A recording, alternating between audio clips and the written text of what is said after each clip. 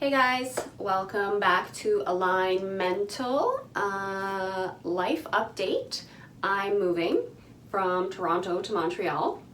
Yeah, me and the kitties are just packing up our shit and we're going. Well, no, we're not just doing that. There's a lot of planning, which I've already done and I'm in the process of doing. But this is probably the last video that I'll do in Toronto, and then I'll resume again in Montreal. But my dear cousin in Trinidad, he recently asked me to procure some skincare for him, like make him a little regimen, which I love. Like I love making little skincare regimens for my friends and family. And he's in Trinidad, and first of all, Brethren was only using an SPF 20 on the daily in Trinidad, which is like this far from the equator. I was like, no, hunty. First of all, I'm gonna cop you an SPF 50, so I got him that. And then he was asking about eye creams, and I was like, yeah, sure, eye creams are well and good, but truly they're just like kind of a waste of time and money. What you really need is a retinol in your life, and so I got him a retinol. But I realized that retinol can be a bit intimidating for people who are not as versed as myself in skincare, and rightly so, because there is like a risk of irritation and dryness and peeling, and I've definitely burned the shit out of my skin with using a retinol that was too much for my skin at the time. So I have learned some tips and tricks along the way in my own experience, so I'm here to give you 5 tips on how to start retinol and how to introduce it into your own skincare, and then at the end I'll give you some product recommendations because I know you're always all after that. Okay, so first tip is to apply it over your moisturizer. And that is because when you're first starting out retinol, so all the retinols, they'll say apply to clean skin. And yes, you don't want to apply it like over your makeup or to like skin that, you know, you needs cleansing. So do your cleanser and then your regimen, but don't apply it as the first step. Apply it after your moisturizer. And 2 moisturizers, because I know you're gonna ask for recommendations. I've talked about these in previous videos. This is the Tacha Luminous, the Tacha Dewy Skin Cream. This one's more for dry skin. Love that. And then if you have oily skin, this is the Summer Fridays Cloud Dew Oil-Free Gel Cream. So this is an oil-free kind of gel moisturizer, so it's more for oily skin, but actually just I layer them, especially, that's another tip, not retinol related, but as you transition from summer into winter, just use your like summer moisturizer, like kind of like a serum under your thicker winter moisturizer. So I already put some of that, so I'll just put some of this as I just explain myself some more. So yeah, so you put the retinol over moisturizer, and even once your skin has dried down, so after you wash your face, put on serums or whatever, and then your moisturizer, wait like an hour or 2 so that all that can absorb, and so your skin is not like damp anymore, because when your skin is damp, it's more absorbent. And when you're first starting out the retinol, you don't want it to penetrate deeply. You just sort of want it to like graze the surface so that you know, less potential for irritation. So use the moisturizer, let the moisturizer sort of be like a buffering layer so that the retinol isn't going to penetrate deeply, and then also let your skin be clean and dry and moisturized. Okay, so that's tip 1, kind of 2 tips in one there. Second tip, and I've talked about this in my nighttime skincare routine, is about placement. So this is the retinol I'm currently using. I'll talk about it at the end when I talk about the products, but basically I take a pea-sized amount, which is approximately 1 pump. It usually comes as a serum, and then I stick to the periphery of my face. So I'll do like 1 here, let me look in my mirror, and then just, so in the horns, the temples, and then just along there, and then I'll blend it, like connect the dots kind of, but I'm still staying towards the periphery of my face. And that reason, and then on the neck, I'll just put it here.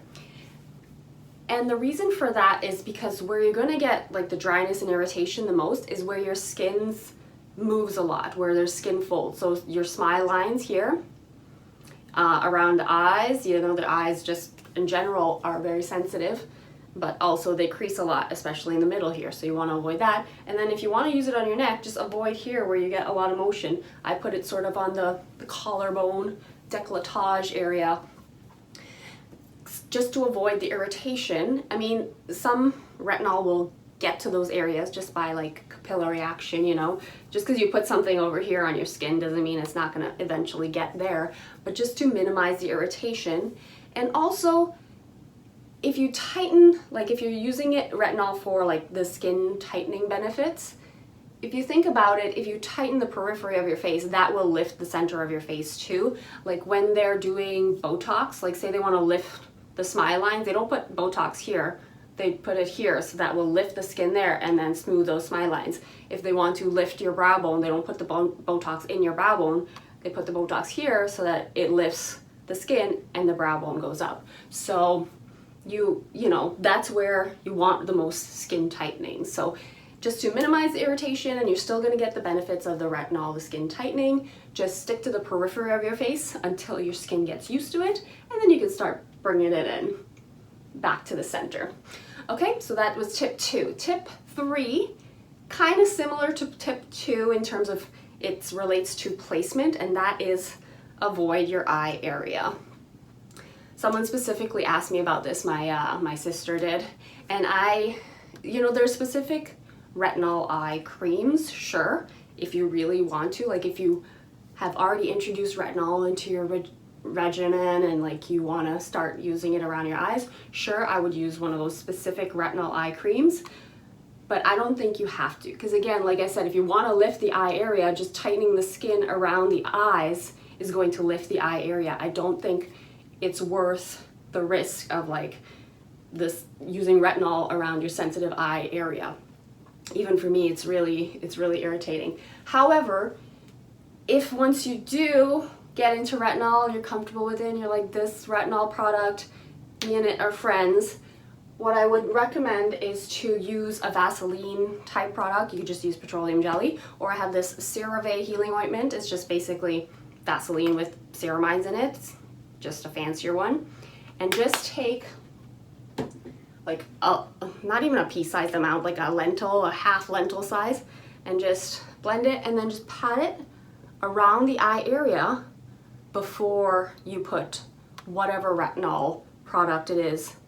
Even if it's an eye specific retinol, I would still, so it's the same idea of using the moisturizer first, but even more, right? Like it's even a thicker, more occlusive than a moisturizer, just because, let me wipe my hands.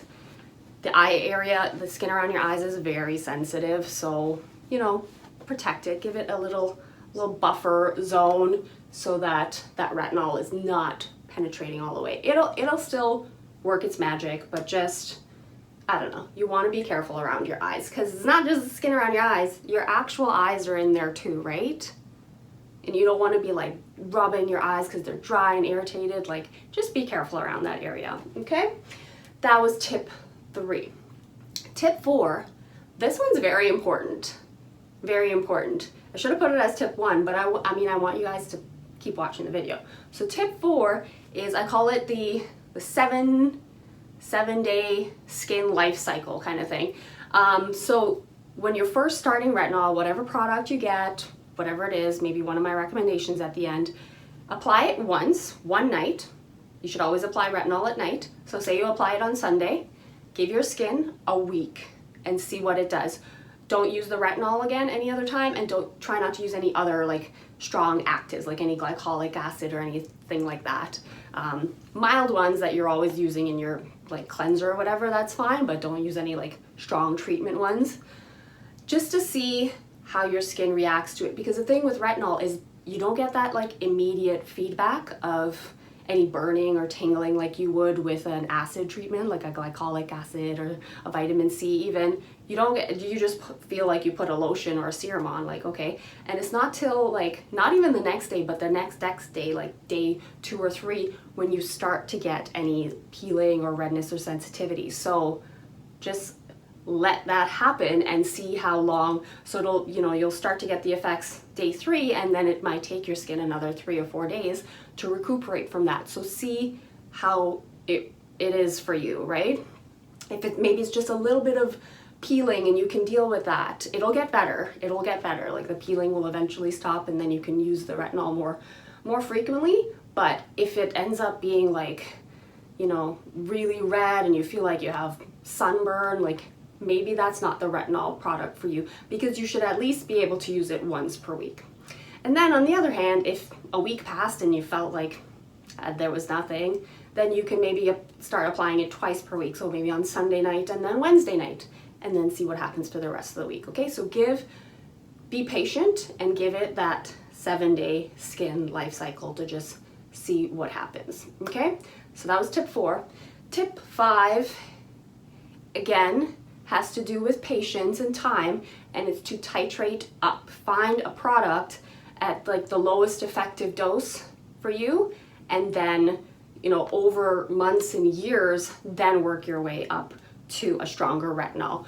More is not always better, especially when you're dealing with something that has like high reward but also high risk potential for irritation. So let me tell you my little anecdote. The first time I used retinol, it was the Elephant A-Passione retinol serum or whatever, and it says on it it's a 1% retinol. 1% anything doesn't sound strong at all. Like I use like a 20% glycolic acid, like whatever. So I bought it and I used it, and I was just like, meh. Again, you don't get any immediate feedback, so it didn't feel like anything. But then on that day 2, 3, my skin felt like it was melting off of my face. Like it was like the worst sunburn, and even water, anything that was like not freezing cold water was burning my skin. It was bad. And now that I know that 1% is the highest concentration you can legally have on an over-the-counter retinol product. Like what the hell was Drunk Elephant thinking? Like having that as their only retinol product, just to be like, that's the like, I don't know. Drunk Elephant is a problematic brand. If you don't know, like they're kind of cantankerous, and they kind of like bully their customers on social media and shit, so I don't really patronize that brand. I try not to, but I thought that was really stupid of them to have that as the only retinol product, right? Like if they had another, like a beginner one and then the advanced one, but that's the only one, and there's no like caveat on the packaging being like, yo, this is strong, Anyway, contrast that to a brand called Skinceuticals. So don't buy the Drunk Elephant one. That's not a product recommendation. That's an anti recommendation. Contrast that with Skinceuticals, which is like this, what do you call it, cosmeceutical brand that I really like. They have 3 levels of retinol. They have a 0.3, and then they have a 0.5%, and then they have the 1%. That's how you should do it. If you're going to offer a 1%, you should offer the steps, right? You don't just go to like level 100. Anyway, so, but even the 0.3% is pretty advanced, I would say. Even I don't use that. So you can start there, but another one, when I tried the Drunk Elephant and then I was like, yo, I need to dial it back, I went to the First Aid Beauty retinol serum, and that's 0.25%. And that one was okay. Like it didn't cause any redness or irritation, but did cause a lot of peeling. And this was before COVID, when I would actually have to go out in the world, and so I didn't want to look like I was like a reptile that was molting every day. So I kind of ixnayed that one as well. But in hindsight, I probably should have restarted that one during COVID, because I'm literally home all day, so no one could see me in my true reptilian form. Anyway, too late for that. But the moral of the story is, see how I'm talking about percentages? You want to make sure that the product you choose has a percentage on it, okay? I'm sorry, like there's no, like it's a serious ingredient, right? There's potential for skin irritation. So I want to know what the percentage is, not just so I know I'm getting an efficacious product, but so I know how to, which products to avoid in order to avoid the irritation, So those, at least I give the Drunk Elephant kudos for putting the percentage on there, but still. Anywho, so the First Aid Beauty, that could be a good one because it's I'd say it's still intermediate. But the one that I'm currently using, and the one I bought for my cousin, and the one that I would recommend to you it's a new one. It's from Kiehl's. This is the one I put on. Oh my god, you can't see that. There we go. Kiehl's Retinol Skin Renewing Daily Microdose Serum. Holy, that's a mouthful. It doesn't say on the bottle or on the box, but on the Sephora website, it does say that it's 1%, 0.1%, not 1%. This isn't Drunk Elephant, 0.1% retinol. So 1/10 the strength of the Drunk Elephant one, and it's been tolerable, like so tolerable for me even. I'm currently using it like every other night. A little bit of sensitivity, I feel like, in the sun, but I wear SPF 50 every day, so I'm okay with it. So yeah, that's the one I would recommend you try, but still with all, you know, 1, 2, 3, 4, 5, the moisturizer, first dry skin, the 7-day life cycle, periphery of the face, all those tips, because 0.1% is okay for me, but I have been using retinol, but for some people, it's still, you should still use those tips to introduce it into your life, okay?